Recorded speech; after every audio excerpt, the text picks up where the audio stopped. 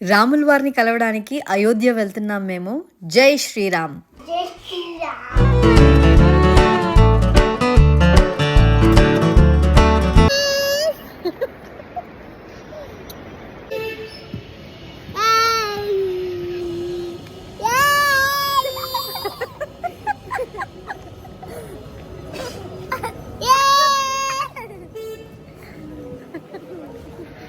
Buggy ride మంచిగా enjoy చేస్తున్నాడు వీడు. పిల్లలకి ఆకలిస్తుంది కదా అని చెప్పేసి ఇంట్లో నేను బాక్స్ కట్టుకొచ్చేసాను అనమాట ఇద్దరికి కూడా. ఇంకా ఎయిర్పోర్ట్లో చాలాసేపు ముందే వెళ్ళిపోయాం. ఇంకా చాలాసేపు ఉన్నాం అక్కడ ఫుడ్ తిన్నాం కంటే ఇంటి దగ్గర తీసుకొచ్చిన బాక్స్ తినిపిద్దాము అని తినిపిస్తుంటే అస్సలు తినట్లేదు.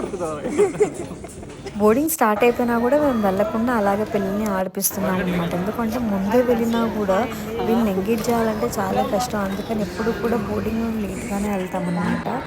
అయోధ్య ఫ్లైట్ ఎక్కుతున్నాం. బోర్డింగ్ అయిపోయింది అంటే లోపలికి వెళ్ళాం. లోపల ఇంకా చాలా లైన్ ఉంది. ఇంకా మా పిల్లలు ఆడుకుంటూనే ఉన్నారు. వాళ్ళందరినీ భరించలేము. ఇంకా లోపల బోర్డింగ్ అయిపోయిన తర్వాత ప్లేస్లో కూర్చున్న తర్వాత జున్ను ఆకలిస్తుందంటే లెమన్ రైస్ తినేసాడు. ఇంకా ఫ్లైట్ టేక్ ఆఫ్ అయిపోయిన వెంటనే తినేయడము, హ్యాపీగా స్లీప్. చిన్నోడు కూడా చాలా టైర్డ్ అయిపోయాడు కదా ఎయిర్పోర్ట్లో ఆడుకొని. సో ఇంక ఇద్దరు పడుకుంటున్నారు. చిన్నోడికి కూడా సీట్ ఉంది కాబట్టి 3 సీట్లలో హ్యాపీగా కంఫర్టబుల్గా పడుకున్నాము. ఇది అయోధ్య ఎయిర్పోర్ట్ అనమాట. దీని పేరు వాల్మీకి. శ్రీరాముని జన్మస్థలం అయోధ్యకి వచ్చేసాం. హోటల్లో రూమ్ కోసం రిసెప్షన్ దగ్గర వెయిట్ చేస్తుంటే మా వాడు న్యూస్ పేపర్లు తెగ తిరిగేస్తున్నాడు అబ్బా చదివేటట్టు.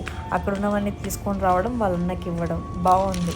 మామూలుగా ఇద్దరికీ అయితే ఈ రూమ్ సరిపోయేది, కానీ పిల్లలతో కదా ఈ రూమ్ నాకు ఎందుకో చిన్నగా అనిపిస్తుంది అనమాట. వాళ్ళు ఎగరడము, అటు ఇటు తిరగడము. ఇక రాగానే కేక్ కేక్ కేక్ రిసెప్షన్లో చూసారనమాట. ఇంకా కేక్ కొనేదాకా ఇంకా వాళ్ళు అల్లరి ఆపలేదు.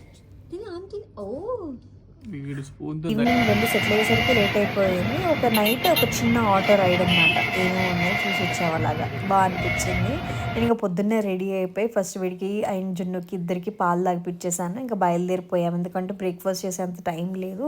సో అయిపోయిన తర్వాత బ్రేక్ఫాస్ట్ చేద్దాము అని చెప్పేసి సో టెంపుల్ దగ్గరికి రీచ్ అయిపోయిన తర్వాత సో అక్కడ బొట్లు పెట్టించుకున్నాము శ్రీరామని.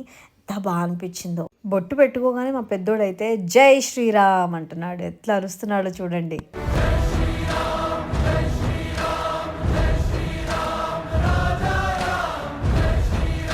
అదృష్టం లేదు అంటూ ఉంటాను. అదృష్టం ఉందో లేదో నాకు తెలియదు, కానీ శ్రీరాముని అనుగ్రహం అయితే నాకుంది.